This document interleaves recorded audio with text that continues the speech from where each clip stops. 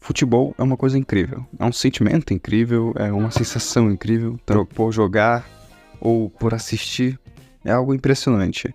Copa do Mundo é algo que reúne e até causa feriados e comemorações para as pessoas só de existir.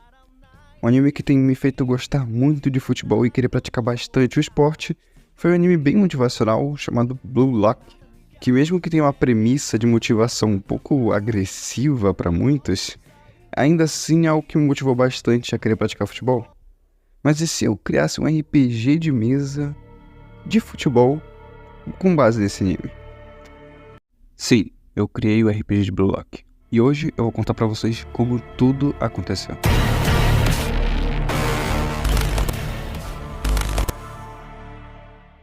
Mas antes é preciso entender como tudo começou.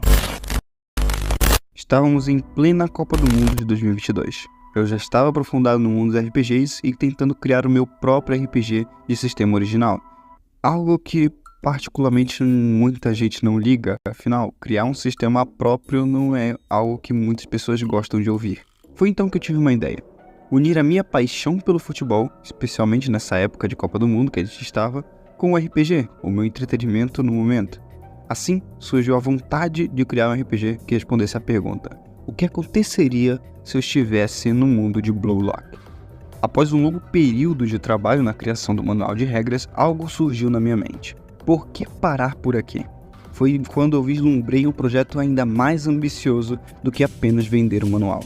Eu queria recriar o projeto de torneios e eliminações do Blue Lock. Não apenas para encontrar o melhor atacante como no anime, mas para formar o melhor clube de todos com os melhores jogadores. Foi nesse momento que eu criei o contexto de Greatest Club Project, onde eu pegaria os melhores jogadores do RPG e até o momento formaria um clube desses melhores jogadores. Para isso, inicialmente eu desenvolvi um formulário cuidadosamente elaborado, no qual eu escolheria aleatoriamente 12 pessoas para ingressarem na instituição fazendo o primeiro teste da sessão 0. Porém, eu não tinha a menor ideia da proporção que essa ideia tomaria. Em um único dia, mais de 30 formulários foram preenchidos e o meu servidor estava inundado com pessoas extremamente empolgadas para participar desse projeto. Naquele momento eu senti uma empolgação inimaginável. Eu estava criando algo que eu realmente gostava e que poderia ser o projeto da minha vida. Então eu não poderia decepcionar. O aguardado dia da seleção finalmente havia chegado. Após analisar minuciosamente o formulário de 50 participantes, finalmente chegou o momento de apresentar os escolhidos a todas as pessoas. A emoção transbordava enquanto gravávamos o vídeo revelando os selecionados. O vídeo foi postado em uma chamada e todos aguardavam com grande expectativa para conhecer aqueles que seriam os protagonistas do início da nossa jornada. Os primeiros 12 jogadores. Na transmissão. Todos os diamantes brutos que estão aqui. Eu escolhi de Aqui maneira pra aumentar, tá meio baixinho. Eu me chamo de empatia. Eu vou fazer Peraí, deixa eu ver se tá bem aqui. Ah, muito Também. vocês no melhor Pausa. do mundo. A explicação acaba aqui. Foi linda. Ó, Ixi, ó, Tu tá aí.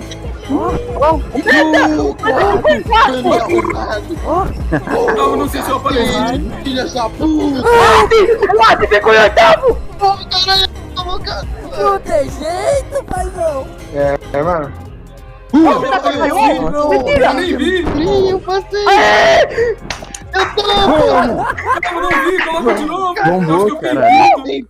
Vem lá do caralho! As reações deles foram explosivas. Um misto de alegria, gratidão e entusiasmo transbordava dos selecionados. Ver a empolgação, a animação contagiante e querer explorar o mundo de Blue Lock, isso me encheu de uma empolgação igualmente contagiante. Aquele momento marcou o início oficial do projeto e a promessa de que um projeto com uma proporção sem igual poderia acontecer. E isso nos leva à última parte da nossa história. A nossa história se inicia em um ônibus que estava transportando os jogadores a quem eu iria mandar para a primeira prova. Transportando eles para frente de um prédio com um imenso portão diante deles. E se aproximando do portão, ele se abre sozinho e os jogadores entram dentro do prédio. Os jogadores se dirigem ao grande salão central.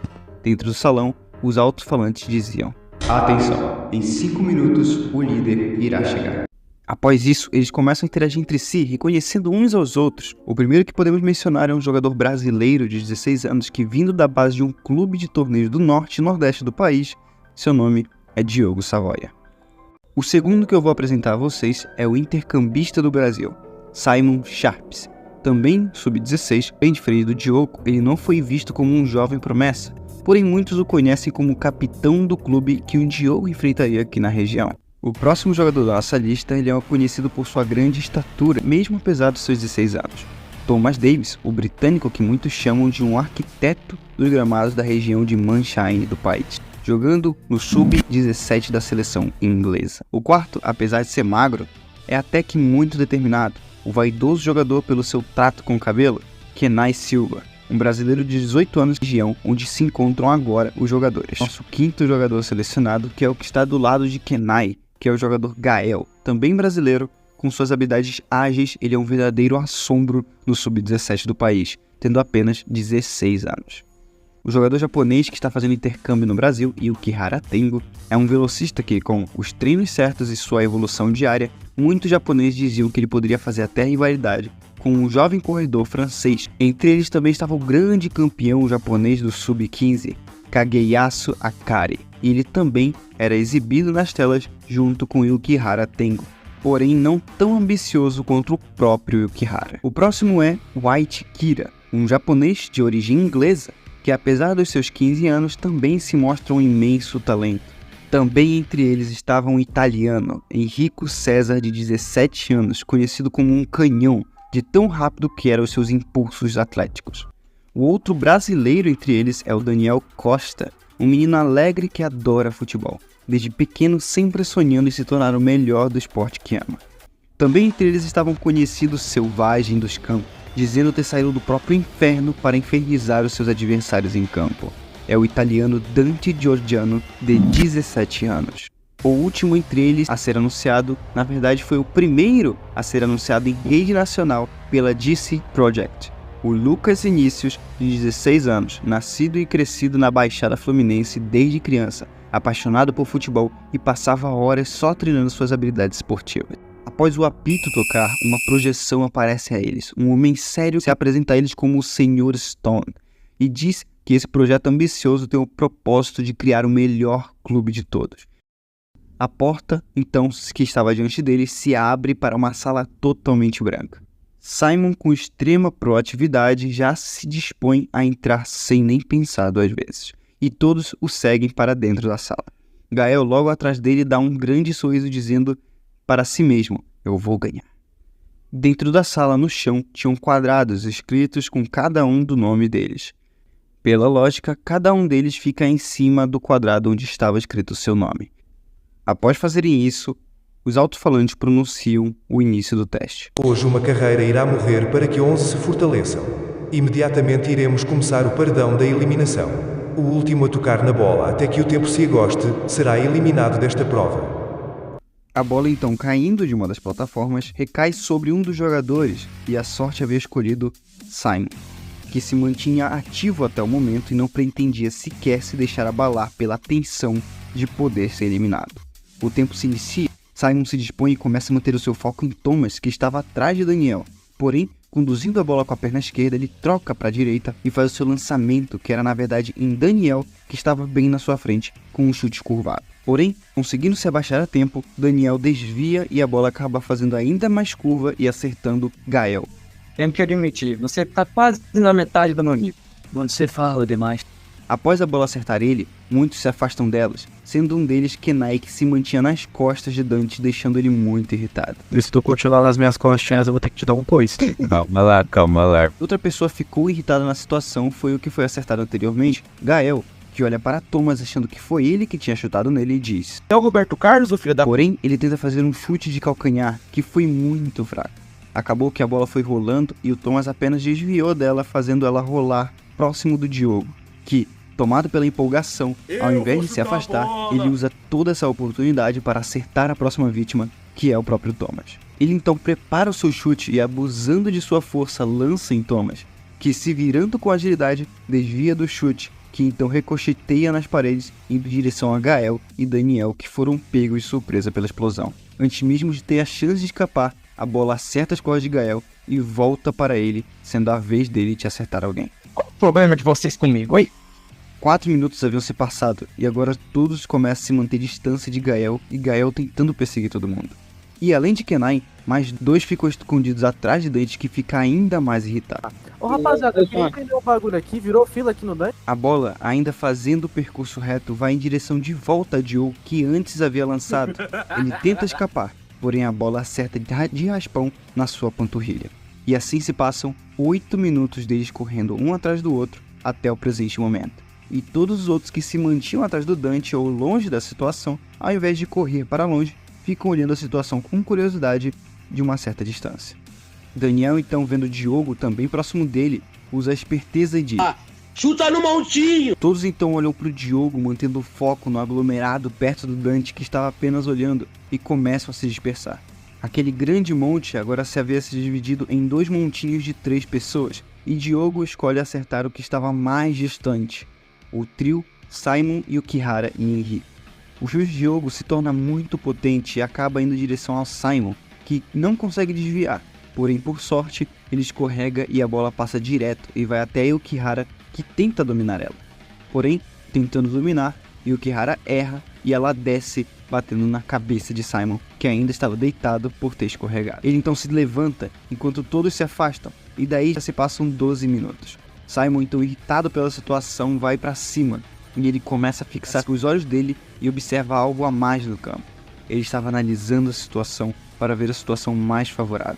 Porém, ele não consegue enxergar com clareza a situação e nem conseguia prever o que o Henrico faria, para onde ele iria para ele poder adivinhar e já chutar no ângulo. Sabendo da situação, ele vai pela situação mais empolgante e, perseguindo o Henrico, ele chuta na direção dele, porém errando propositalmente para não acertar nele.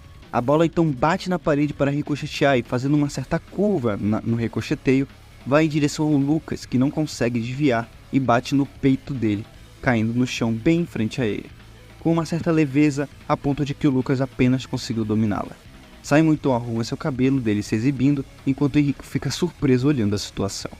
Naquele momento, se passaram 16 minutos, faltando apenas 14 para decidir o eliminado. Enquanto o montinho do Dante se mantinha mais afastado da situação, e o Kageyasu, que estava no meio deles, sai do meio do montinho para ver de perto a conclusão acontecer. Simon então se afasta de Lucas, indo ficar ao lado do Kageyasu. O Gael, que via o Lucas se aproximando, se esconde entre as pernas do Diogo, que fica só observando.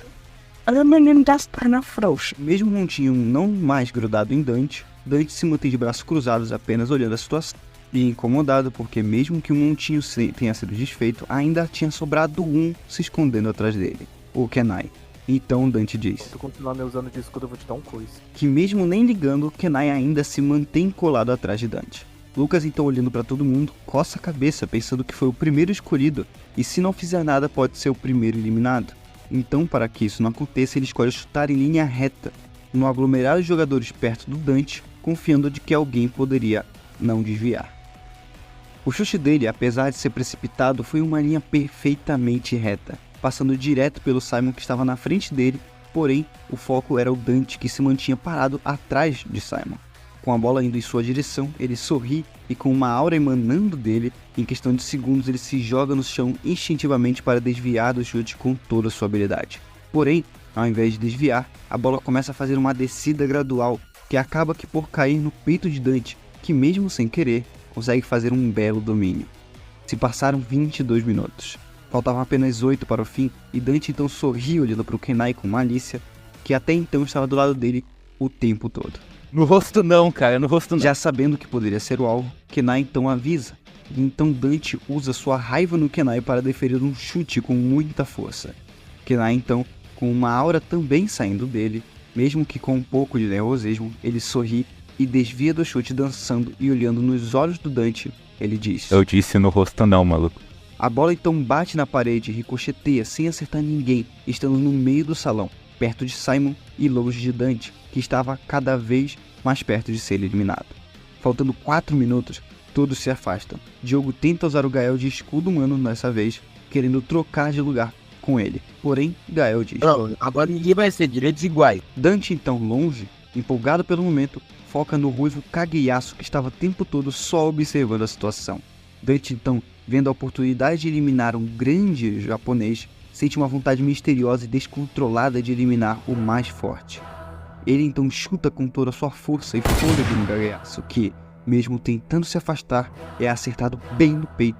A força era tanta que ele cai de joelhos no chão sem ar por alguns segundos. 2 minutos faltam. Kageyatsu então olha rapidamente para todos no local. Todos então se afastam dele e começam a ficar atrás do Dante. Ele então chuta onde está todos. Faltando apenas 1 minuto, a bola começa a ir em direção a eles. Com certa dificuldade, a bola não pega tanta força, porém Dante está com dificuldade também, já sem fôlego. Porém, ele usa tudo o que lhe resta para instintivamente se jogar no chão com as mãos pro alto. E uma das suas mãos vai na cara do Kenai, que estava do lado dele ainda, que toma um belo soco no queixo, o que o deixa inconsciente, porém ainda de pé. A bola então vai em direção a Daniel, que se mantinha atrás de Dante, que então também desvia. E a bola bate na parede, indo em outra parede na esquerda, e rola lentamente para o centro da sala. Kageyatsu então corre com toda a sua raiva e desespero até a bola para chutar em mais alguém antes que o... Porém já era tarde demais. O apito toca e ele é decretado o eliminado. Isso não pode ter acabado. Eu não fiz quase nada e eu ainda vou ser eliminado. E é justamente por não fazer nada que você não consegue jogar. Simon é o primeiro a se tirar da sala e todos então o seguem, deixando apenas Kageyatsu pensativo sobre a situação. Por alguns minutos de caminhada, todos eles se deparam com uma grande mansão. E na porta dela estava um senhor conhecido. Ele então diz em português: "Vocês são jovens formidáveis. Tenho que admitir. Não chego aos pés dos meus, mas ainda é um início. Podem comemorar." Muitos deles empolgados entram na mansão para se hospedar, comemorando por estarem ainda no projeto. Confesso que olhando isso pelas câmeras, apenas como um telespectador, um mestre de mesa, não sendo jogadores sim, o arquiteto desse projeto, vendo cada um desses jogadores, digo que entre eles tem jogadores com muito, muito potencial. E isso é apenas o início. Os outros também podem mostrar que tem ainda mais potencial. E olha, essa só é a classe X. Temos muitas outras classes para avaliar. Isso vai ser muito interessante. E eu espero que vocês estejam comigo para fazer esse projeto continuar. Muito obrigado e até o próximo milênio. Comprometimento. Putz, cara. Foi. Não gravou. O jogo se torna muito potente.